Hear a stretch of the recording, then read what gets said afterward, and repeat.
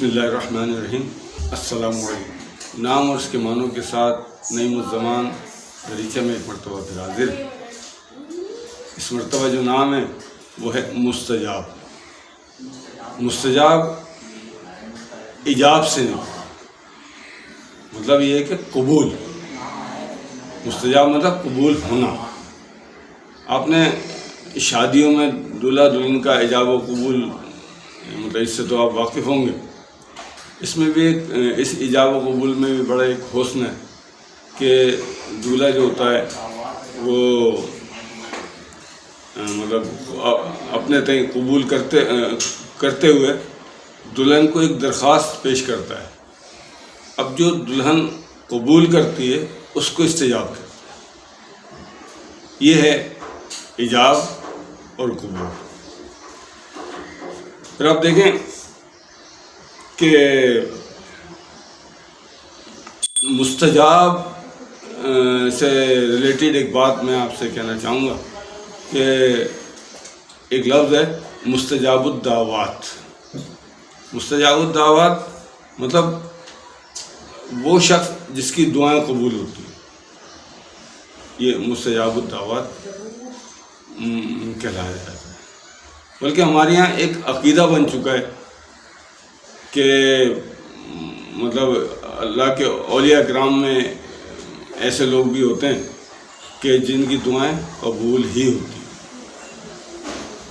میں سمجھتا ہوں اس میں ہمیں تھوڑا سا فکر کی ضرورت ہے کہ جب ہم دیکھیں استجاب یا مستجاب یا اس کے مطلب دعا کے اور درخواست کے معنوں میں آتا ہے۔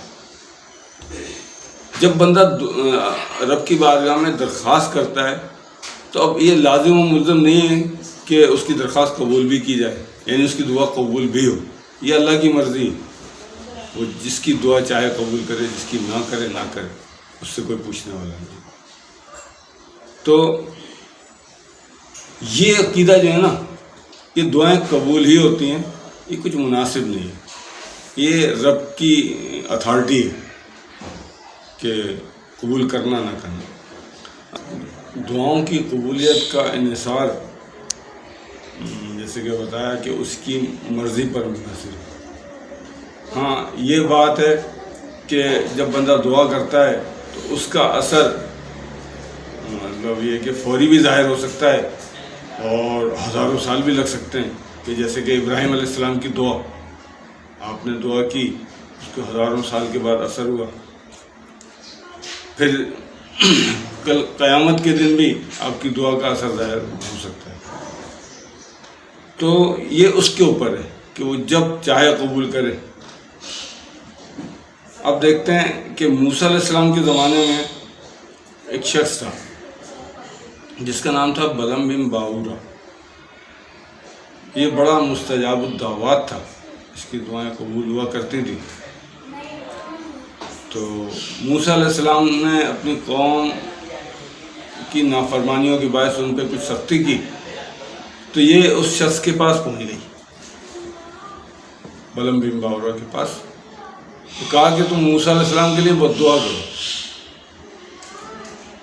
تو پہلے تو وہ تھوڑا سا گھبرایا، لیکن پھر اس کو مال و دولت اور عورت، مطلب ہر چیز کا مطلب اس کو لالچ دیا گیا۔ اب وہ لالچ میں آ گیا مال و دولت کی، اور اس نے ہاتھ اٹھا دیا۔ اب جیسے ہی ہاتھ اٹھائے تو رب کریم نے اس کی زبان گدی سے باہر کر دی، کتے جیسی شکل ہو گئی اور وہ بھونکنا شروع ہو گیا۔ مطلب کہ یہ سب کچھ اللہ کے اختیار میں کہ وہ کس کی دعا قبول کرتا ہے۔ دعا قبول کرنے کی بات ہے تو وہ تو اگر اس کے اختیار میں ہو تو جس کو چاہے دعا کرے، جس کو چاہے بد دعا کرے۔ لیکن جیسے اس نے نبی کے شان میں کچھ کہنا چاہا، اللہ تبارک تعالیٰ نے اس کا چہرہ بگاڑ دیا، اس کی زبان گدی سے باہر کر دی۔ تو بہرحال میں عرض کر رہا تھا مستجاب کے معنی، کہ مستجاب کے معنی جو ہے وہ دعاؤں کے قبول ہونے کے ہوتے ہیں۔ تو امید ہے آپ کو یہ معنی پسند آئے ہوں گے۔ اگر پسند آئیں تو ہمیں کمنٹ ضرور کریں۔ فقط والسلام۔